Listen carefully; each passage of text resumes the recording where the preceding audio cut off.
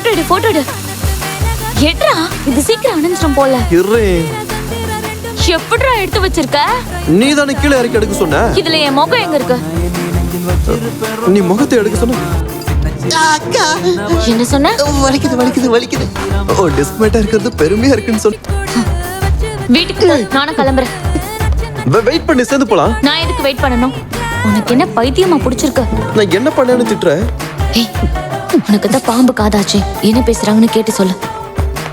எதுக்கு நீ நாய்க்குட்டியை பிடிச்சி எடுக்கிற மாதிரி எழுதிட்டு வர? அத குடும்பம் என்கிட்ட. இப்போ நீ எனக்கு ட்ரீட் வைக்கிற நான் சொன்ன இல்ல, எனக்கு சரியா கேட்கல. ஆமா, அதுக்கு என்ன?